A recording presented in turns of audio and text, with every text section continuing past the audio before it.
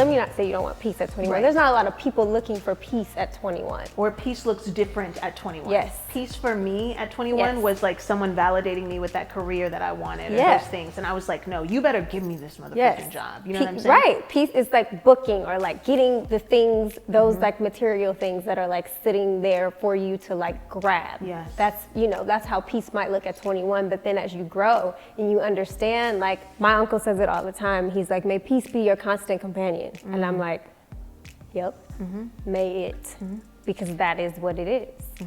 That peace is like something that allows you and gives you the room and the space to even bring in all of the other things that come to you. Yeah. And to then allow that space just for things to come and blessings to fall on your lap without even things you don't even think of Yeah. to come in. No, I totally agree. It's funny, a friend of mine years ago, 21, 22, I'm over here trying to do, I think I did another play after I did the play at UCR. And it was funny, I tried to duplicate the blessing that I got. Don't ever do that. If something works out for you. I mean, not to say you shouldn't, but I was like, okay, if I do this exactly like this, and it was like, girl, be creative.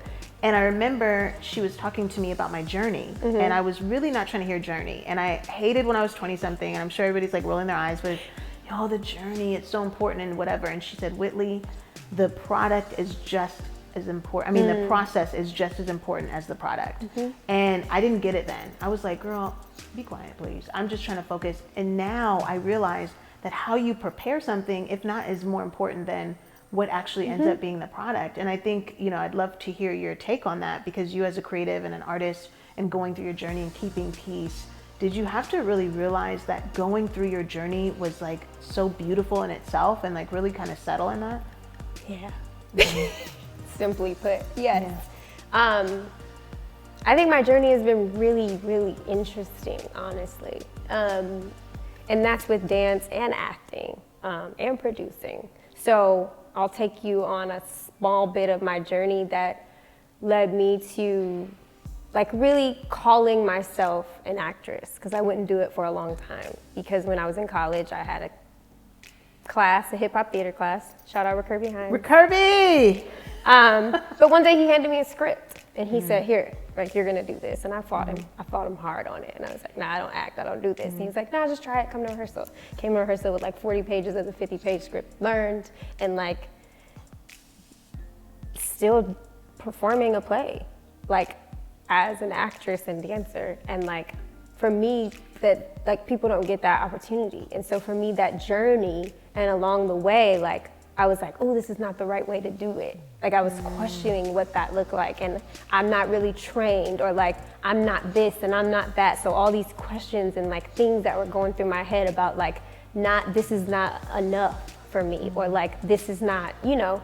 And so I think that journey in itself of like learning that like, it is enough. Yeah. Because it's right where you are, and it's right where you're supposed to be. And like, as I went through it, it was like, I mean, it took me around the world.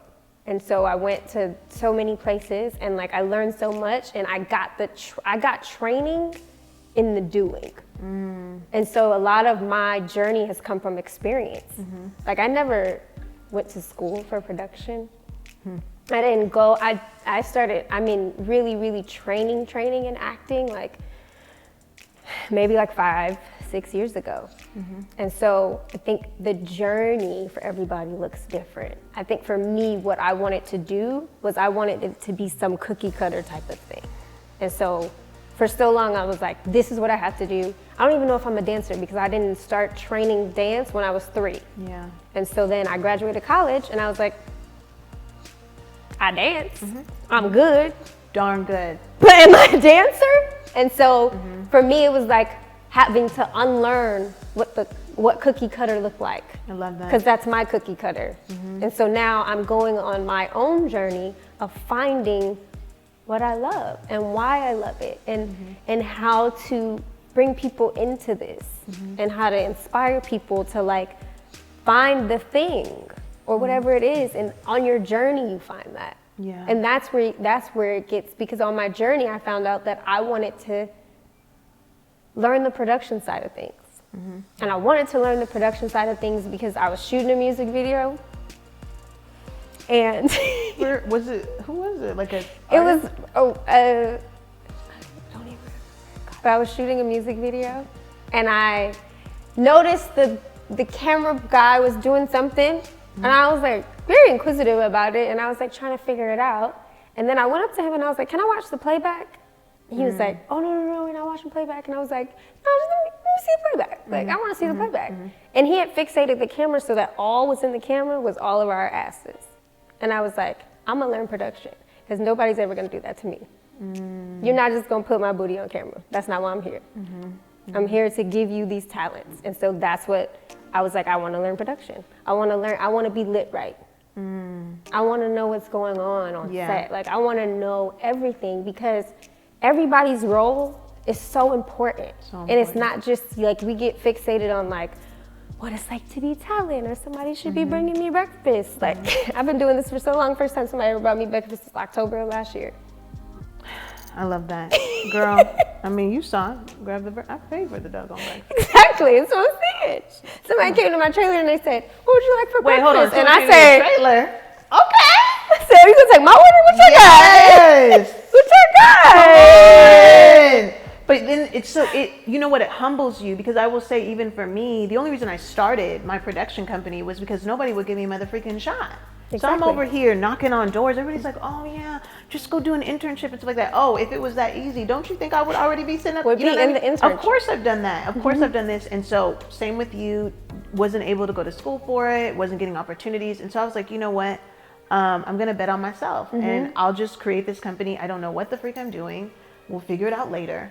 I just know that I want to make really dope stuff with people that look like us. And so, you know, that's why I get so honored to have opportunities like this. And I try really hard to treat everything. And I hated when people would have this desire to only work with like celebrities, or like, you know, oh, I really just want to be here. And I'm like, oh, I'm sitting like right now, we sitting together. And to me, these conversations with people are what I've always wanted to put out into the world. And so I think, you know, to your point about, you know, just understanding how important process is, and not being married to this idea. And this is where, like, just for me spiritually, it's just so important for me to surrender.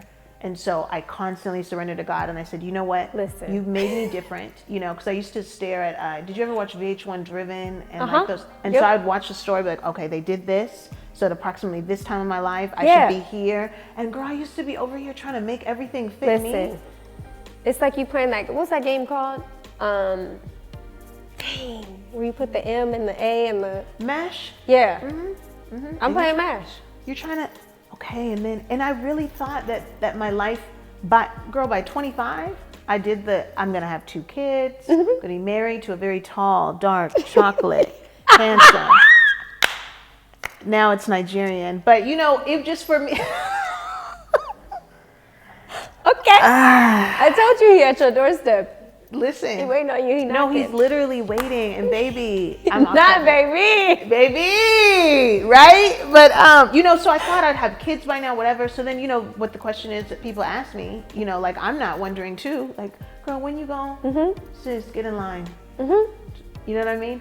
But what I realized was I'm not going to allow that to stop me from pursuing whatever it is. So kids, no kids, man, no man. A world's got to be changed. We got to step out in yellow. I mean, I don't know what it is. Well, what's it been like for you, honestly, just woman to woman? Like, how has it been for you to say, hey, maybe my life isn't exactly where I've wanted it to be, but I've been able to push past it in this way? I mean, I think, like I said, you play MASH and you say, this is what it's going to be. And I think because I dance and act, it's like, what you think is going to be is probably different than what is gonna happen, right?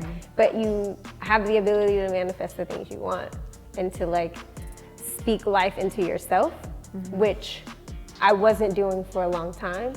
And so that was forcing me to stay where I was. And so I think it's just interesting because we're a different generation. And like, our parents were like, and their parents were like, mad kids, mad young, and we're like, we got stuff to do. Like stuff to do. They're over here. My parents are like, by your time, your age, I already had you, and I had worked full time, and I'm like that's stellar, but it's different. That's great. That's great. Know, no disrespect. But it's different, right? But it's different, and I know a lot of people get the question like, when are you gonna be married? I'm like, I don't think people really, like my mom, they don't really ask me that. It's never like, when are you gonna be married? I think, or when am I gonna have kids? Like, people know I love kids. People know I want kids. They gonna come. But right now, like, that's not what God wants. Yeah. So I think for me and like pushing through that, it's kind of just like, I just be doing my best to live in the moment. And so every single moment, I'm like, all right, be present, live here, be here, and like really just, whatever's going on, that's just where you at. And you are where you are. And like people's expectations of you are gonna be what they are. Yeah. But it's like, what are your expectations of yourself? I'm done. Interview's over. What are your expectations of yourself? I need a moment. That's so good. On that note, you know, seriously, what, I mean, you've dropped so many gems, but if, you know, we're just having a heart to heart with our sisters, I mean, our brothers too, you know, what do you feel is imperative for people to know, especially during this time? Like, let's not pretend like we're not in a global pandemic. Yeah. Like, we're not dealing with some really, really tough issues socially, racially, like all of that. Yep. What advice or things would you just want to speak into the atmosphere? We are in a tough time.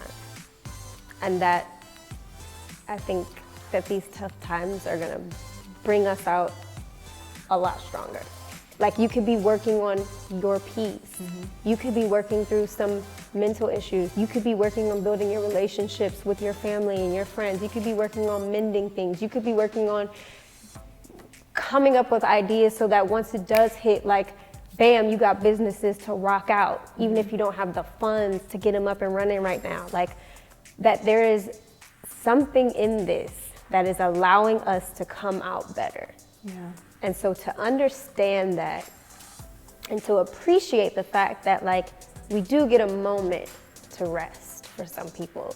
And God bless all the essential workers, because I know that they're not getting a moment to rest. But for those people that are, like, you're getting a moment. Like, we push ourselves to limits. I'll speak for myself. I push myself to like crazy limits. And I'm like, okay, slow down. Yeah. I got it. But like, this is a time for you to do whatever you feel like is best for you. Not what's best for like this person who's, you know, business is booming, or like this thing is happening. Like, this is a time for you. And so whatever it looks like for you, that's what it looks like. You can pull inspiration from someone.